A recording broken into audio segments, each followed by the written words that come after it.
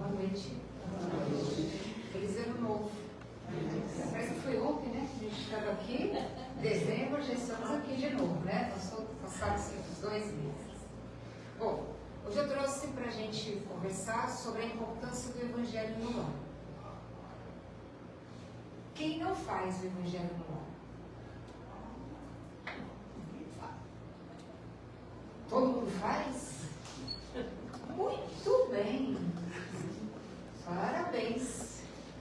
Olha, essa é a primeira casa que todos fazem o Evangelho no lar. Não mintam no primeiro dia do ano, tá? Não mintam, tá? O Evangelho no lar, existe um livro chamado Jesus no Lar, de Neio Lúcio, Psicografia do Chico. Neio Lúcio, alguém leu o livro 50 anos depois? 50 anos depois é um livro que veio logo na sequência do Há 2000 anos. Quem não lê, não gosta muito de ler, tem em áudio, tá? É a história do Emmanuel, há 2000 anos atrás, é a história do Emmanuel, tá? E depois, 50 anos depois, é ele já em condições bem melhores, passando por uma nova reencarnação.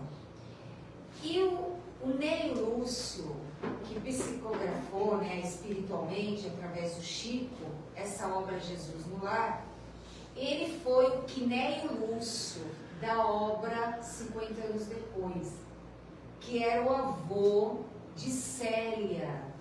Célia era a reencarnação, uma das reencarnações do Chico. E depois, no começo do século XX, ele foi o Arthur Joviano, pai de Rômulo Joviano, que era chefe do Chico, lá em Pedro Leopoldo. E ele trabalhou num projeto novo de educação, para a educação primária da época. Então, ele sempre esteve ligado à questão da educação. Mesmo na obra 50 anos depois, ele era uma referência de orientação para a Célia, né? Era um espírito já de um grau mais avançado. E ele traz nesse livro, Jesus no Lar, no capítulo 1, intitulado Primeiro Culto Cristão no Lar. Ali nesse livro é onde foi narrado esse primeiro culto cristão feito por Jesus na casa de Simão Pedro. Então, nós espíritas usamos Evangelho no Lar. Lá era o primeiro culto cristão no lar. Então, Jesus abriu esse culto cristão no lar na casa de Simão Pedro.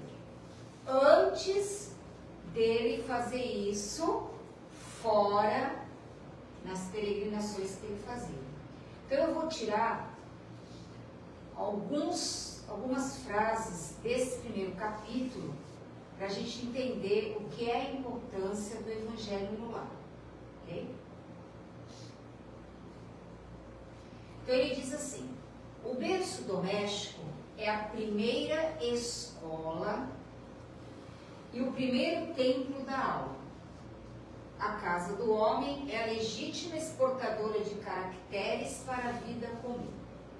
Olha qual é a referência que vem aí. Primeiro, o berço doméstico é a primeira escola da alma e o primeiro templo. Então é na família que começa o primeiro processo educativo. Então, é dentro do lar que é o templo sagrado. Então, a gente olha a casa espírita como o templo que a gente vai para cuidar das questões religiosas, espirituais. Mas o que ele está dizendo, e o que Jesus fez, para mostrar para a gente, que antes disso acontecer fora, tem que acontecer dentro da sua casa. Então, a sua casa é o primeiro templo sagrado. Então, ali é que vão sair os caracteres para o mundo exterior. Por isso que ele diz assim, ó, caracteres para a vida comum. Então, as primeiras lições a gente vai aprender dentro do lar. Ah, mas eu já sou um espírito que já reencarnei muitas vezes, trago um leque de experiências. Aí eu reencarno numa família, eu tenho a minha própria bagagem espiritual. Mas dentro do lar, eu vou passar pelo processo educacional. E esse processo vai criar em mim novos caracteres, de preferência para o bem. E que eu vou levar isso que eu vou adquirir na minha bagagem para o mundo exterior. Por que a gente vê essas coisas fora? Porque a estrutura da família, esse templo sagrado, ele não está sendo respeitado. Ele não está sendo valorizado como ele precisa ser valorizado. Então, quando há essa desestruturação, isso também é transferido para o mundo externo. É isso que ele quer dizer aqui. Ok? Vou continuar. Aí ele coloca assim: se o negociante seleciona a mercadoria, se o marceneiro não consegue fazer um barco sem afeiçoar a madeira aos seus propósitos, como esperar uma comunidade segura e tranquila sem que o lar se aperfeiçoe? Então, profissionalmente, a gente vai melhorando a qualidade do material que a gente tem. Agora, como é que eu vou querer uma comunidade segura e tranquila se eu não estou fazendo trabalho de burilamento, de crescimento, de educação dentro da estrutura familiar? Então, a vivência nossa, a gente acha que entrou na casa espírita, participo do passe, participo da evangelização, venho assistir palestra, a gente entra aqui, nós nos tornamos uma personalidade, uma persona calma, tranquila, centrada, tudo bonitinho. E fora? E quando eu saio daqui? Quem eu sou? Como eu sou? Então eu tenho que exemplificar.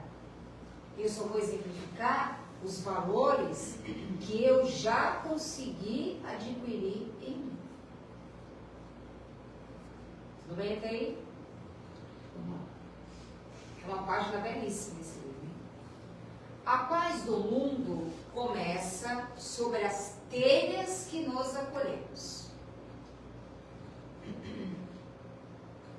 A gente está vendo toda essa situação de guerra, de violência, agressividade, ninguém tem paciência para nada, é uma coisa assim fora é um descontrole, e muitas vezes você entra na impaciência do outro.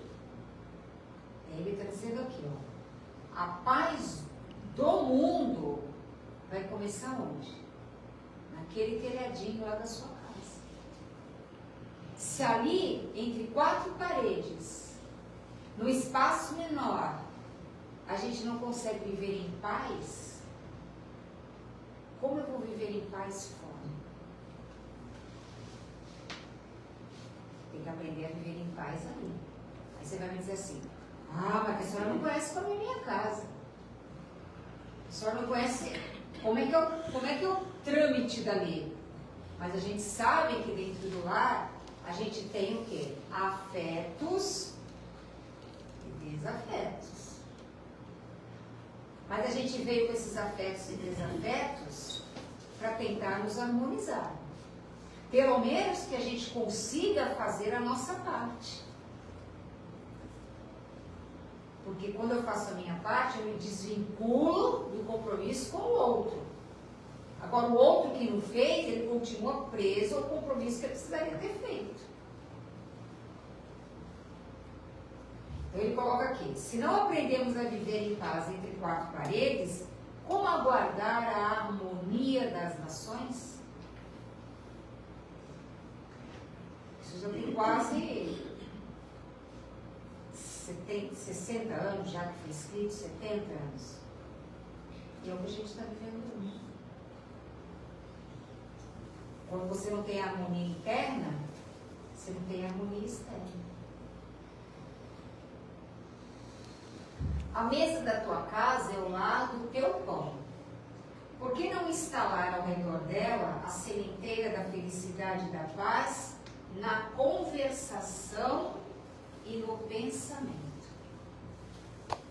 Por que dentro de casa xinga, grita e fora a gente é educadinho? Aí tem que ser dentro de casa. Não são os nossos amores, nossos afetos não estão ali? Então ali tem que ser o quê? A base. Então quando ele coloca isso, por que não instalar ao redor dela essa sementeira da felicidade e da paz lá dentro da sua casa? Porque o lar é aquele local que quando você retorna do dia a dia, das dificuldades do dia, da rotina do trabalho, tem que ser um porto seguro ali. Porque se você não tiver ali naquele lar um porto seguro, você vai buscar essa segurança em outras coisas. E aí você entra por caminhos que não deveria entrar. Por quê? Porque você não gosta de ficar dentro da sua própria casa, que é o lar que você escolheu para morar. E que é considerado por Deus o seu templo sagrado. Okay? Tá muito profundo? Está em paz? Todo mundo em paz? Tá bom. Então vamos lá. Então Jesus, convidando os familiares do apóstolo à palestra edificante, à meditação elevada, desenrolou os escritos da sabedoria e abriu na terra o primeiro culto cristão. Então reuniu a família toda, todas as pessoas que estavam ali, na família de Simão Pedro, e instaurou o primeiro culto cristão no lar. Ele deu o primeiro exemplo. Tá? Então, como a gente faz o Evangelho no lar? Como todos vocês já sabem como faz o Evangelho no lar, eu só vou fazer uma revisão. Aula de revisão aqui agora, tá? Do Evangelho no lar. Sempre escolha um dia e hora da semana, mesmo dia e mesma hora. E procura ser um horário que você consiga reunir os seus familiares. Ah, mas e se eu não consigo reunir os meus familiares? Faz sozinho. Mas que seja sempre esse horário. Ah, mas eu esqueço. Põe o celular, põe o despertador, faz qualquer coisa. Porque ele toca e você lembra que tem que fazer. Tá? Coloca um copinho de água ou uma jarrinha com água, não gelada, tá? Para você, para os familiares, porque a gente vai fazer a fluidificação das almas. Aí você abre um trecho do Evangelho e lê aquele livro, aquele trecho, para o seu entendimento, para a família, de preferência em voz alta. Pode pegar um livro de vibrações, ler um livro de vibrações para acompanhar, de mensagens. Lê um livro de mensagens, reflete sobre aquilo, por isso que ele diz que a sementeira é da felicidade, porque não basta ficar lendo, preciso refletir sobre o que eu estou lendo, né? Porque é para nós, então não adianta ficar lendo páginas, é melhor eu ler 2 parágrafos e entender o que eu li, do que eu não entender o que eu li. E aí você, depois disso, você faz vibração. Vibração pela paz no mundo, pelos amigos, pelos inimigos, pelo seu lar, pela sua vizinhança, pela sua vida, pelos seus familiares, pelos seus antepassados, pelos seus pais. Não precisa citar nomes. E você faz vibrações. Terminou as vibrações, agradece, toma um copinho de água, pode guardar a garrafinha para tomar durante a semana. Tem criança em casa? O que eu faço com a criança? Convida para o Evangelho no Lar. Ela vai lá e vai participar do Evangelho no Lar. Ah, mas como é que eu vou ler o Evangelho para ela? Ah, então você muda. Você pega um livro de história. Tem muitos livros voltados para a criança, que tem um fundo moral.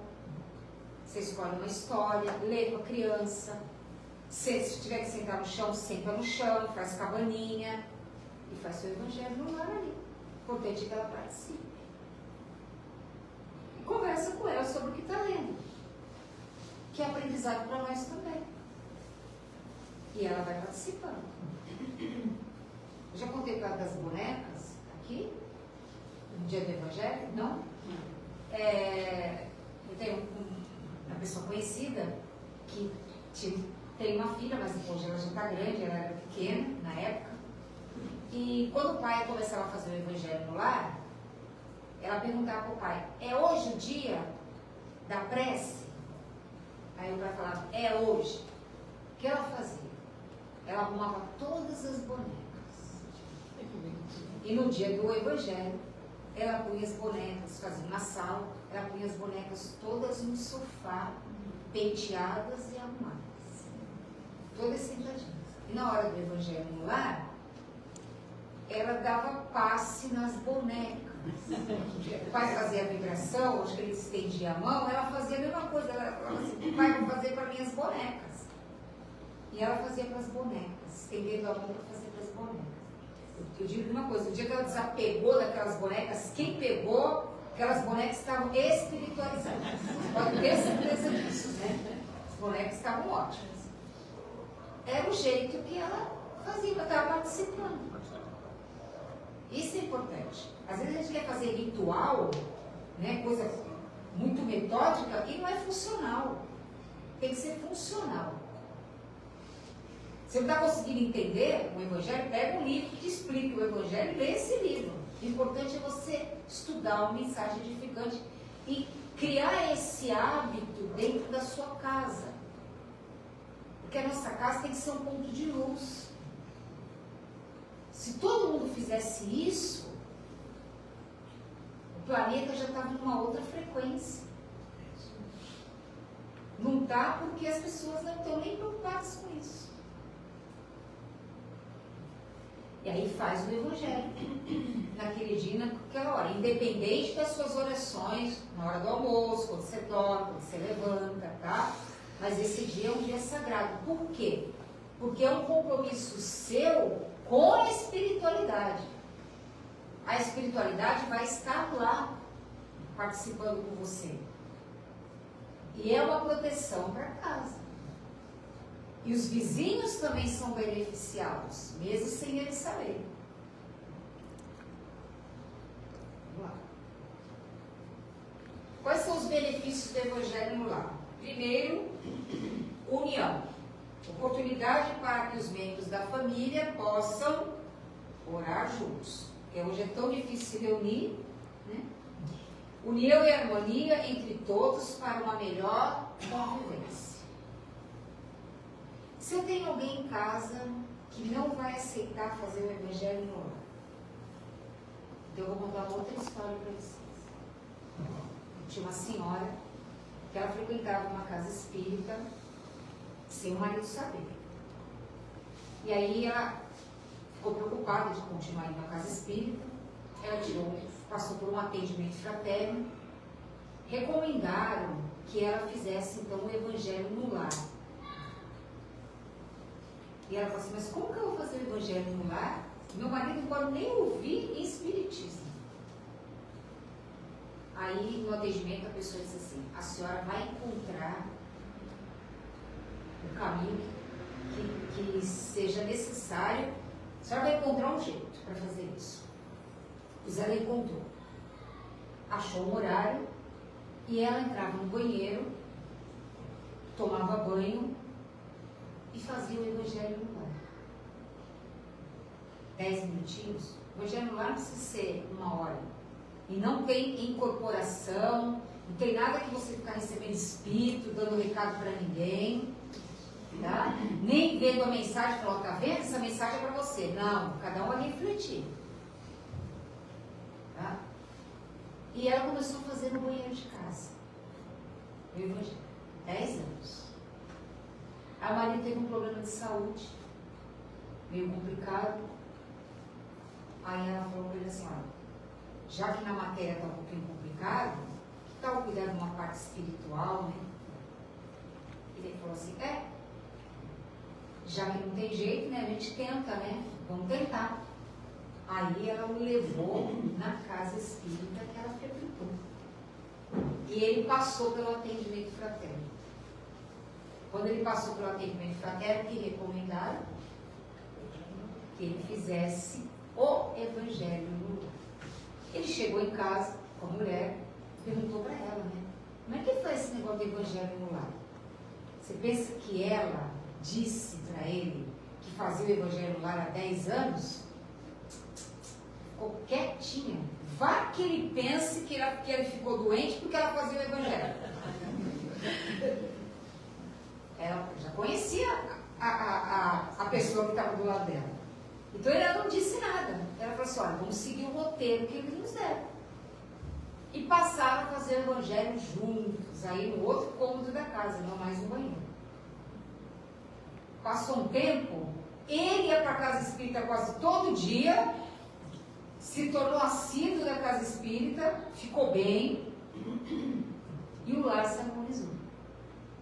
Levou 10 anos.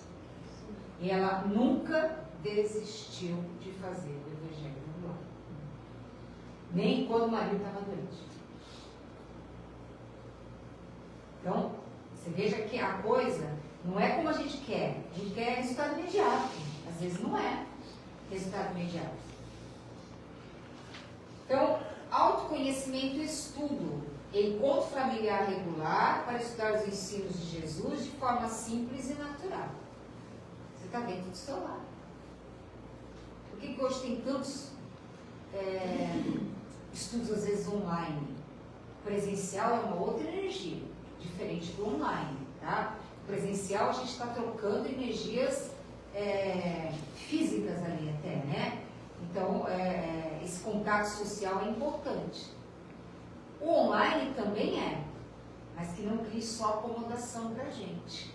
Né? A gente fica acomodado também, né? Não quer sair da zona de conforto. Melhoramento moral de cada membro da família, porque esse é o objetivo do Evangelho. Por isso a sementeira da felicidade e da paz. Proteção. Atrai a presença e proteção dos bons espíritos para o lar, que com inspirações benéficas nos ajudarão na superação das nossas dificuldades. E caridade. Contribui também para os nossos adversários espirituais e aqueles dos membros que são membros da própria família. E quem achar que não tem nenhum obsessor, já está obsediado. Né? Então, ajuda também essas entidades que a gente traz, aqueles que a gente, por sintonia, atrai pelos nossos comportamentos, pensamentos. Então, eles são também conduzidos, orientados. A nossa melhoria é melhoria para eles. Se eles não se melhorarem, eles se afastam, porque não tem mais sintonia. Então, não é só um trabalho de desobsessão que vai fazer isso. Uma palestra faz. Um grupo de estudos é um trabalho de desobsessão.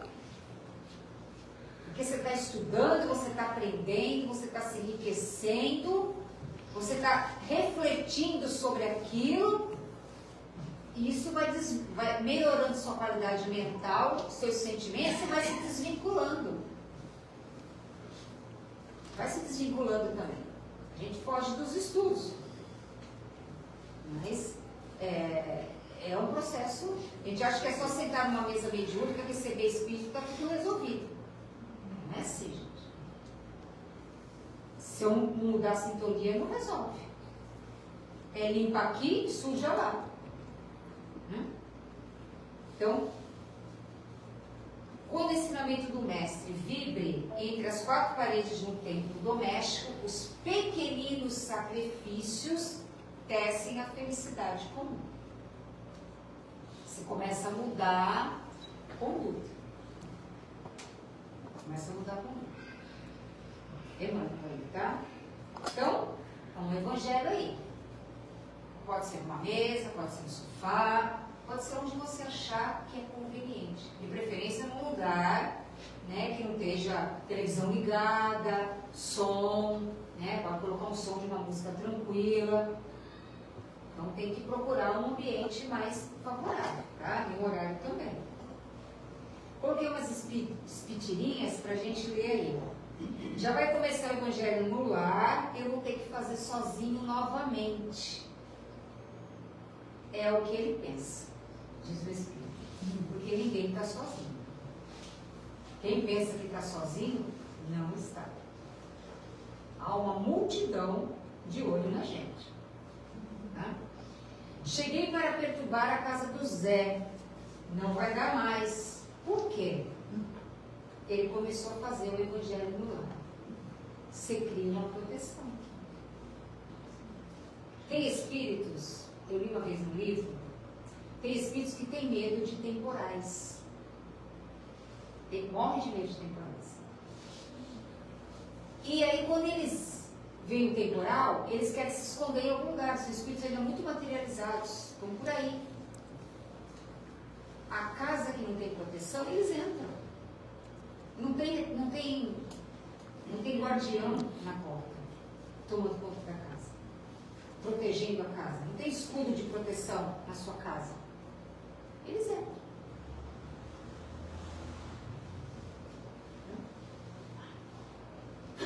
Então Jesus dizia, onde quer que se encontre 2 ou 3 pessoas reunidas em meu nome, eu encontrarei entre elas. Sozinho a gente já está com ele. Mais um está com ele também.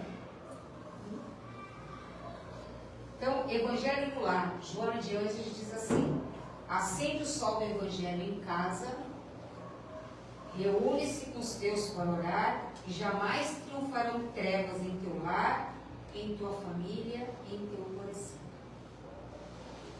Essa é uma bandeira que a gente tem que fazer.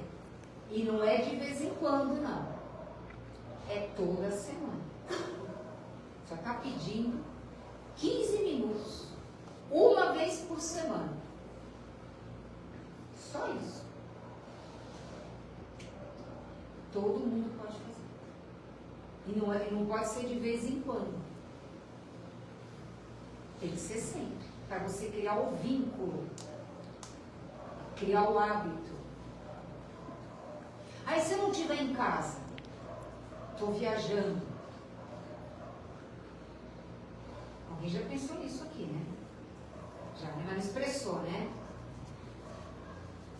O que eu faço? Se eu estou viajando, se eu sei que eu vou viajar, na semana anterior, eu aviso que eu vou estar viajando, e onde eu estiver, se eu puder naquele horário, eu me sintonizo com os benfeitores espirituais.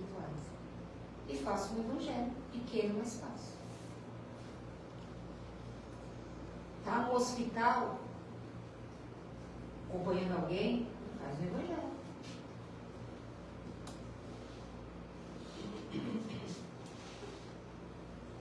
Então, qual é a proposta aí? Aceita o convite do Evangelho no lar, na sua casa? Então, essa é a proposta de Jesus. Ele fez na casa de Simão Pedro e convida todos nós a fazer o Evangelho nas nossas casas. Nos momentos que a gente vive hoje, está sendo extremamente necessário. A gente tem observado, não sei se acontece aqui, que os jovens não buscam mais as casas espíritas, não querem mais participar. Né? Infelizmente os pais não conseguem levá-los. E o que será do espiritismo no futuro sem os jovens? Porque a gente já está velhinho, né? eles precisam vir aí para dar continuidade. Tem muito atrativo material, muita coisa boa acontecendo aí. Isso faz parte para que a gente se distraia, fique desatento, entre nesse turbilhão material e a gente esquece do que nós viemos fazer aqui, do nosso dever a cumprir. Hoje é uma coisa, amanhã é outra coisa, depois é outra, e a gente vai indo. A gente só retoma a casa do Pai quando a dor vem, quando o calo aperta e dói. Aí a gente lembra de voltar para a casa do Pai. E meu filho pródigo? Só que eu preciso disso, se eu posso fazer de outra forma? Então o convite de Jesus é esse. Enquanto você está aqui, é a tua oportunidade de crescimento espiritual. Temos que viver o mundo? Temos. Temos obrigações a cumprir no mundo, materialmente falando? Temos.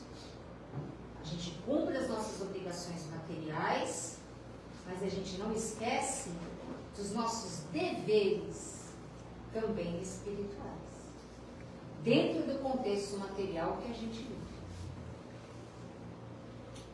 Porque eu não vou viver espiritualmente desfocado do mundo material. Eu tenho que estar vivendo a espiritualidade no meu cotidiano. E em alguns momentos, como a gente vem aqui, para a casa espírita, vai tomar um passe, vai escutar uma palestra, eu estou fazendo o quê? Eu estou me preparando, me energizando, me reabastecendo para o meu dia, meus próximos dias. E o Evangelho no Lar é um dos mecanismos de abastecimento que a gente tem. Assim como a gente toma banho, come todo dia, trabalha todo dia, a gente tem os mecanismos espirituais que a gente precisa também se utilizar deles. Porque a própria sociedade, a atmosfera do planeta e da sociedade interfere na gente. Às vezes você está tão bem, de repente você começa a ficar meio esquisito, meio deprimido, meio não sei o quê. Por quê? Porque a atmosfera está aí. A guerra que está acontecendo para lá, a energia daquilo vem para cá. Torna as pessoas mais agressivas, mais violentas, mais impacientes. A energia está vindo, porque é a que está permeando o planeta. Então eu preciso me harmonizar para eu não ser contaminado por essas energias. Então eu preciso ter esse mecanismo de proteção, eu preciso fazer isso diariamente. Se eu não fizer, eu fico preso e refém a toda essa situação. Qualquer um de nós. Tá bom, gente? Então, o convite de Jesus está aí, está batendo a nossa porta. Agora, cada um tem o livre-arbítrio e decide que caminho quer seguir. Tá bom, gente? Muito obrigada mais uma vez pela paciência de estar aí. Tá bom? Gratidão.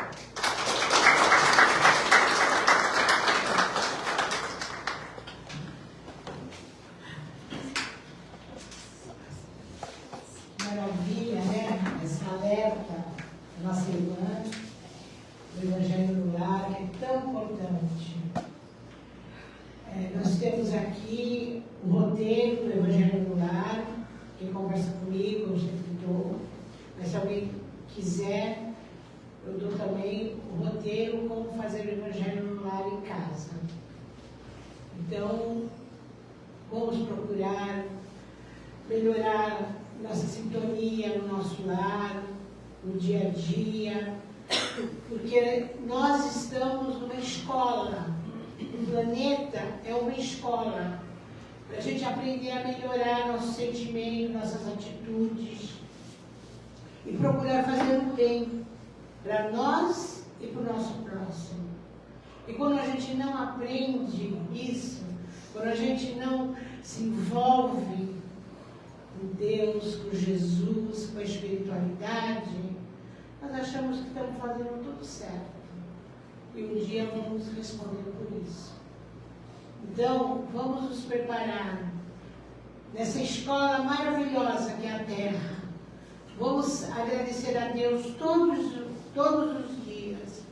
Vamos fazer nosso evangelho no lar. Vamos procurar ter pensamentos positivos para ajudar esse planeta, para ajudar as pessoas desse planeta. O planeta é maravilhoso. As pessoas desse planeta melhorar seus sentimentos, suas atitudes e procurar não arrumar tanto sofrimento como o ser humano está arrumando.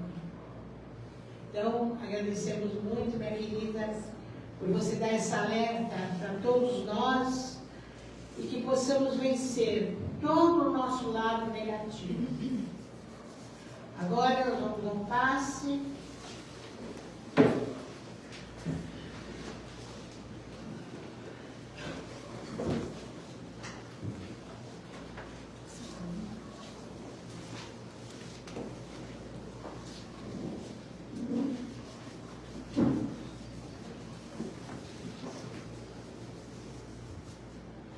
Agradecer a Deus, a Jesus, a esse momento. Procure elevar um pensamento, mentalizar nosso Mestre Jesus, pedindo a Ele força para que possamos vencer todo o nosso lado negativo. Os médiuns que se prepararam, a espiritualidade que está aqui, envolvendo cada médium para transmitir essa energia maravilhosa de saúde, de paz, de equilíbrio, de força no seu dia a dia. Deus nosso Pai, que sois todo poder e bondade, dai força àquele que passa pela provação. Dai luz àquele que procura a verdade, pondo no coração do homem a compaixão e a caridade. Deus, dai ao viajor a estrela guia, o aflito a consolação, o doente o repouso, Pai. Dai ao culpado o arrependimento, ao espírito a verdade, à criança o guia, ao órfão o Pai. Senhor, que a vossa bondade se estenda sobre tudo o que criaste. Piedade, Senhor, para aqueles que vos não conhecem. Esperança para aqueles que sofrem. Que a vossa bondade permita aos Espíritos Consoladores derramarem por toda parte a paz, a esperança e a fé. Deus, um raio, uma faísca do vosso amor pode abrasar a terra. Deixai-nos beber na fonte dessa bondade fecunda e infinita, e todas as lágrimas secarão, todas as dores acalmar-se-ão. Um só coração, um só pensamento subirá até vós, como um grito de reconhecimento e de amor. Como Moisés sobre a montanha, nós vos esperamos com os braços abertos. Ó poder, ó bondade, ó beleza, ó perfeição. E queremos de algum modo alcançar a vossa misericórdia. Deus, dai-nos a força de ajudar-nos no progresso, a fim de subirmos até vós. Dai-nos a caridade pura, dai-nos a fé e a razão. Dai-nos a simplicidade, que fará de nossas almas o espelho, onde deve refletir a tua santa e divina imagem. Que assim seja. Graças a Deus.